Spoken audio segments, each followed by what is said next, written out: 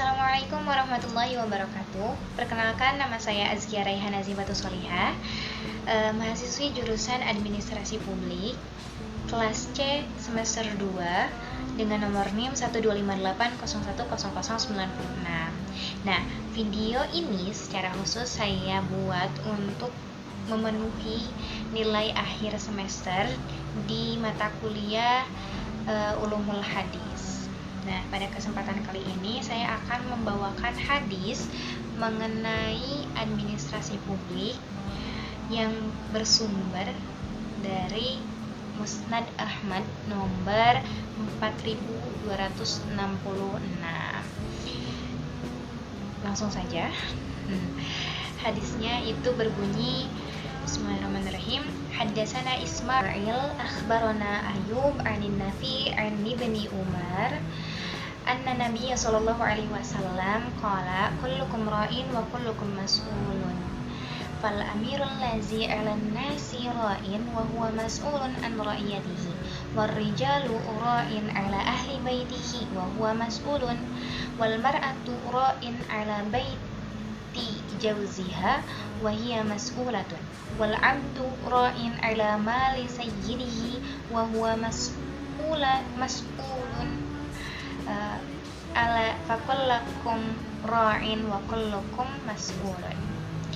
Dari Musnad Ahmad nomor 4266 telah menceritakan kepada kami Ismail telah mengabarkan kepada kami Ayyub dari Nafi' dari Ibnu Umar bahwa Nabi Muhammad SAW bersabda, setiap kalian adalah pemimpin dan setiap kalian akan dimintai pertanggungjawaban. Nah, maka seorang penguasa atas manusia ialah pemimpin bagi mereka dan dia akan dimintai pertanggungjawaban. Dan seorang laki-laki adalah pemimpin bagi keluarganya dan dia akan dimintai pertanggungjawaban. Dan seorang perempuan adalah seorang pemimpin bagi rumah suaminya dan dia akan dimintai pertanggungjawaban. Dan seorang budak adalah pemimpin bagi harta tuannya dan dia akan dimintai pertanggungjawaban. Ketahuilah, setiap kalian adalah pemimpin dan setiap kalian akan dimintai pertanggungjawaban. Baik, adapun Rijalul Hadis atau biografi perawi dari hadis ini, yang pertama itu adalah Ismail bin Ibrahim bin Muqassam atau yang lebih dikenal sebagai Ismail bin Ulayyah. Beliau adalah seorang tabi'in terkemuka dari Basrah. Dan dalam ilmu jarh wa ta'dil, beliau itu digelari sebagai siqah hafiz atau sangat terpercaya dan kuat hafalannya. Dan bahkan Imam Ahmad bin Hanbal itu mengagumi akurasi riwayat Ismail bin Ulayyah ini. Dan Ismail bin Ulayyah ini wafat pada tahun 193 Hijriah. Dan yang kedua adalah Ayyub al-Sakhtiyani atau Ayyub bin Abi Tamimah. Beliau adalah seorang ulama besar dan fuqaha terkemuka dari kalangan tabi'in kecil di Basrah. Nah, beliau ini terkenal dengan sifatnya yang sangat waro atau yang hati-hati, kemudian ahli ibadah dan memiliki kredibilitas yang tinggi, yaitu siqah sabit.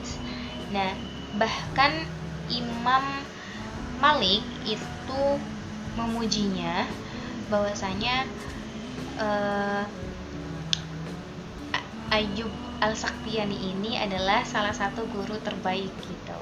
Dan Ayyub al-Sakhtiyani itu wafat pada tahun 131 Hijriah. Dan yang ketiga adalah Nafi' Maula Ibnu Umar. Beliau adalah seorang budak yang dibebaskan oleh Ibnu Umar dan menjadi murid utama dari Ibnu Umar. Dan beliau adalah pilar utama dalam transmisi hadis Ibnu Umar yang diakui oleh para kritikus hadis karena kesikohannya. Dan yang keempat adalah Abdullah bin Umar radhiyallahu anha atau Ibnu Umar. Beliau adalah salah satu sahabat Nabi yang dikenal sangat ketat dalam memperhatikan kemurnian sunnah dan memiliki integritas yang tinggi dalam menolak jabatan-jabatan politis yang subjektif pada masanya. Dan jalur sanad ini itu merupakan salah satu jalur sanad emas atau silsilah az-zahabiyah, seperti itu. Nah, adapun tahrij dan kedudukan hadis ini, secara umum hadis ini adalah hadis yang mutawatir secara makna karena diriwayatkan oleh banyak sahabat melalui berbagai jalur. Terkhusus untuk jalur Musnad Ahmad nomor 4226. Terkhusus untuk jalur Musnad Ahmad nomor 4266 ini, status hukumnya itu adalah sahih lizati atau sahih secara sendirinya gitu. Karena seluruh perawinya adalah perawi utama atau perawi tingkat utama yang juga digunakan oleh Imam Bukhari dan Imam Muslim dalam kitab sahih mereka, yaitu Rijalul Bukhari wal Muslim, seperti itu. Lalu apa sih relevansi dari hadis ini dengan bidang administrasi publik? Nah, hadis ini itu sangat relevan dengan administrasi publik modern atau administrasi publik pada saat ini. Nabi Muhammad SAW itu menjelaskan dalam hadis ini bahwa setiap individu itu memiliki tanggung jawab yang sesuai dengan kedudukan dan amanat yang diembannya. Nah, tanggung jawab tersebut disusun secara bertingkat, mulai dari kepala negara, kemudian kepala keluarga, hingga seseorang yang diberikan amanat oleh orang lain untuk menjaga hartanya. Nah, konsep ini itu menunjukkan bahwa keberhasilan suatu organisasi dan pemerintahan itu tidak hanya bergantung pada pemimpin tertingginya saja, tetapi juga pada pelaksanaan tugas di setiap tingkatan. Seperti itu. Dan dalam administrasi publik, prinsip ini juga sejalan dengan konsep span of control atau desentralisasi kewenangan, di mana pemerintahan yang banyak akan kompleks itu tidak mungkin dijalankan hanya melalui pengawasan langsung dari pemimpin yang tertinggi gitu. Maka dari itu dibutuhkanlah suatu pembagian tugas dan delegasi kewenangan terhadap lembaga serta aparatur negara agar pelayanan yang diberikan kepada masyarakat itu berjalan secara efektif. Dengan demikian, pejabat dan pegawai publik itu memiliki tanggung jawab yang sama untuk memenuhi tujuan dari pemerintah, seperti itu. Nah, selain itu tuh hadis ini juga menegaskan mengenai akuntabilitas dalam pengelolaan aset dan keuangan negara.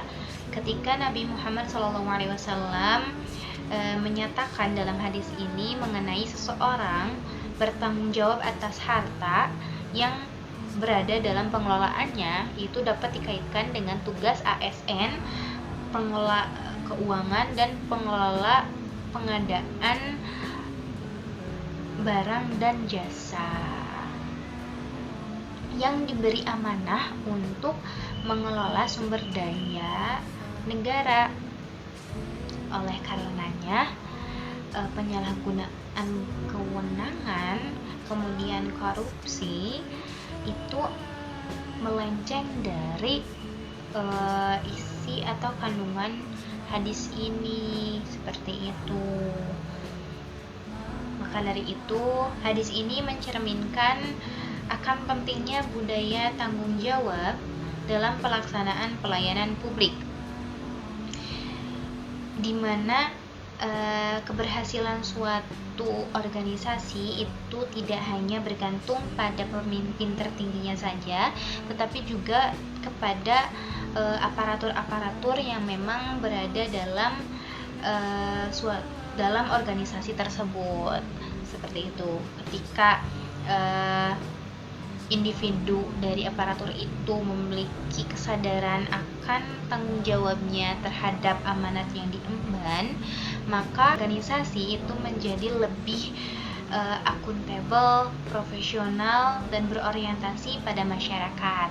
Dengan demikian, hadis ini menjadi landasan etis untuk para aparatur negara atau tata kelola pemerintahan untuk menjadi lebih akuntabel, profesional, kemudian berorientasi pada masyarakat, berintegritas, dan berkualitas. Mungkin itu saja yang dapat saya sampaikan pada video kali ini. Wabillahi taufiq wal hidayah. Wassalamualaikum warahmatullahi wabarakatuh. Ilal liqa.